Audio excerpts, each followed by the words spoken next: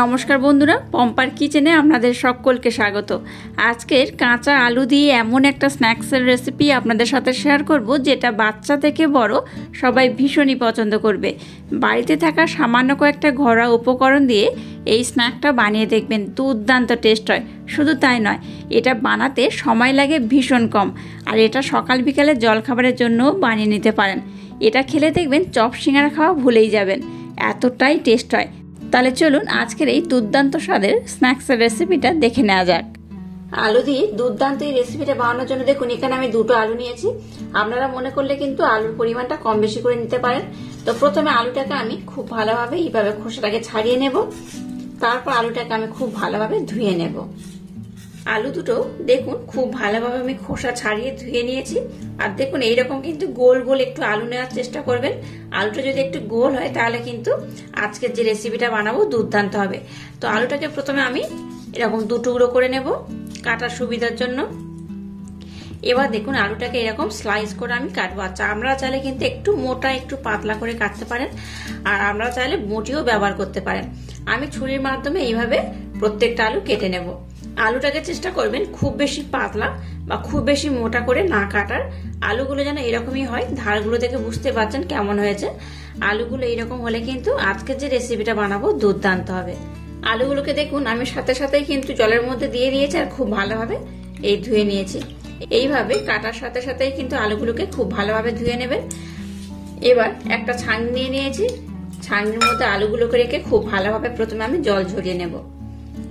আলুটাকে দেখুন খুব ভালোভাবে আমি জল ঝরিয়ে নিয়েছি।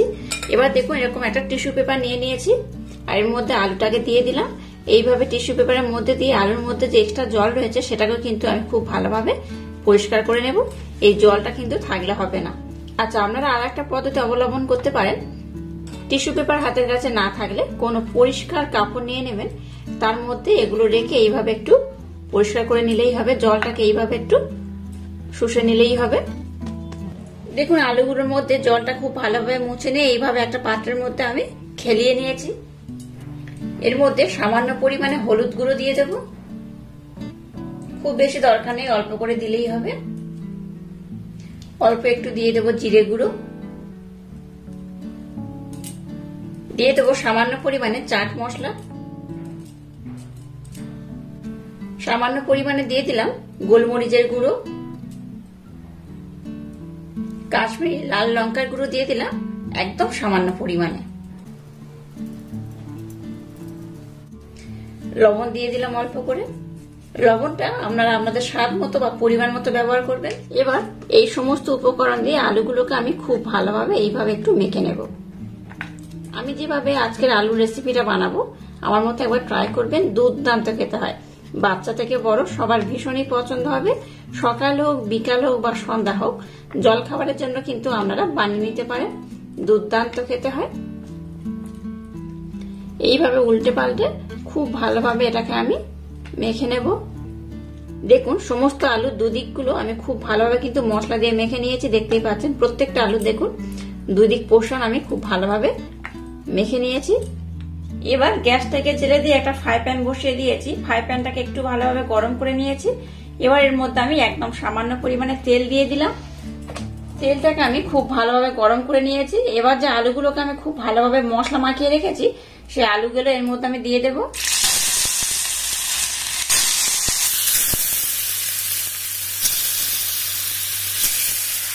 এবার গ্যাসের ফ্লেমটাকে লো টু মিডিয়াম রেখে এটাকে আমি একটু হালকা করে ভেজে নেব। খুব ভালোভাবে লাল করে ভাজার দরকার নেই, একটু হালকা করে ভেজে নিলেই হবে। আলুগুলোকে দেখুন আমি 2 থেকে 3 মিনিট সময় দিয়ে একটু ভালোভাবে ভেজে নিয়েছি। খুব লাল করে ভাজার দরকার নেই।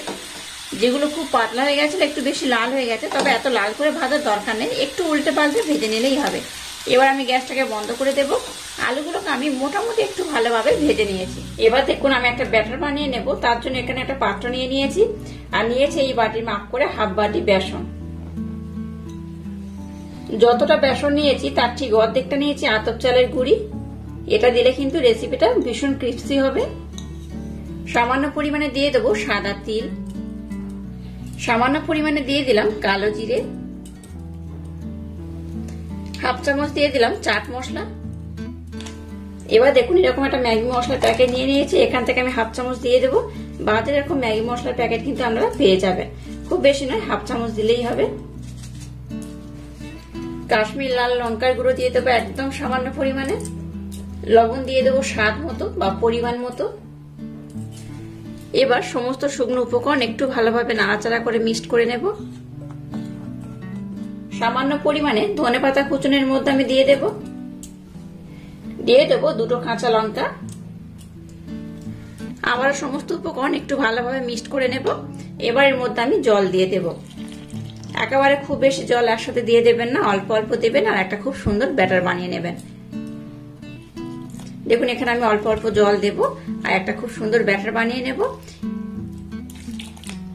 ব্যাটারটা বানানোর পর আমি আপনাদের দেখাচ্ছি ব্যাটারটার ঘনত্ব কেমন হবে বা ঘনত্বটা কেমন হলে আজকের রেসিপিটা একদম পারফেক্ট হবে। দেখুন আজকের ব্যাটারটা আমার একদম রেডি হয়ে গেছে আর ব্যাটারটার ঘনত্ব কেমন হয়েছে আমি আপনাদের দেখাচ্ছি। দেখুন দেখুন এই রকমই হবে, খুব পাতলা যেমন হবে না, খুব ঘন হবে না। এই চামচটার মধ্যে দেখলে বুঝতে পারবেন, চামচের গায়ে কিন্তু এইভাবে লেগে থাকবে। দেখে বুঝতেই পারছেন কেমন হয়েছে, একটা কোটিং পড়ে গেছে। তো এইরকম কোটিং হবে, এই চামচটা যদি এরকম ভালোভাবে কোটিং হয় তাহলে জানবেন কিন্তু খুব ভালোভাবে ব্যাটারটা একদম রেডি হয়ে গেছে। আর ব্যাটারটার ঘনত্ব এইরকমই হবে। এখানে আমি আর একটা উপকরণ অ্যাড করব। আলুটা ভাজার পর যে একটু গরম অবশিষ্ট তেল ছিল, একটু গরম তেল আমি দিয়ে দেব। আপনারা কিন্তু নর্মাল গরম তেল একটু ব্যবহার করতে পারেন, যেহেতু আলু ভাজার পর একটু বেশি ছিল তাই সেই তেলটাকে আমি এখানে ব্যবহার করে নিলাম। আবার এটাকে আমি খুব ভালোভাবে এরকম ব্লেন্ড করে নেব। আমি যেভাবে আজকে রেসিপিটা বানাচ্ছি একবার ট্রাই করবেন, বাচ্চা থেকে বড় সবার ভীষণই পছন্দ হবে আর ভীষণ মজা করে খাবে, দুর্দান্ত টেস্ট হয়। তো যাই হোক আজকের ব্যাটারটা আমার একদম রেডি হয়ে গেছে। চলুন এবার নেক্সট স্টেপ শুরু করা যাক। এবার দেখুন গ্যাসটাকে জেলে দিয়ে একটা কড়া বসে কড়ার মধ্যে তেল দিয়ে তেলটাকে মিডিয়াম গরম করে নিয়েছি।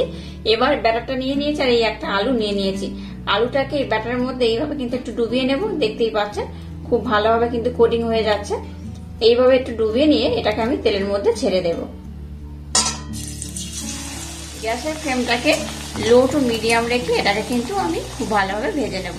আমরা চাইলে একটা কড়াতে 2-3টে যে যেমন পারবেন সেইভাবে দিয়ে কিন্তু ভেজে নেবেন। একবার হলো ইউনিক পদ্ধতিতে এই রেসিপিটা বানিয়ে দেখবেন। আর এগুলো কিন্তু খুব সুন্দর ফুলে যায়, দেখতেই পাচ্ছেন কতটা ফুলে গেছে। এই দেখুন কতটা ফুলে গেছে, দেখুন এইভাবে কিন্তু এগুলো ফুলে যায়। আর খুব বেশি আমি লাল করব না, একটু হালকা লাল লাল করে আমি ভেজে নেব। আপনারা চাইলে কিন্তু একটু বেশি লালও করতে পারেন। আবার একটা দিয়ে দিলাম। এগুলো অটোমেটিক দেখবেন ফুলে কিন্তু কড়া থেকে ছেড়ে উঠে ভেসে উঠবে। দেখুন এটাকে আমি আর খুব বেশি লাল করব না, এইরকমই রাখবো। কত সুন্দর দেখতে হয়েছে দেখুন। এইরকম থাকলে কিন্তু এটা দেখতেও ভালো লাগবে, খেতেও দুর্দান্ত হয়। তো এইভাবে কিন্তু একটা করে হয়ে গেল, আমি উঠিয়ে নেব।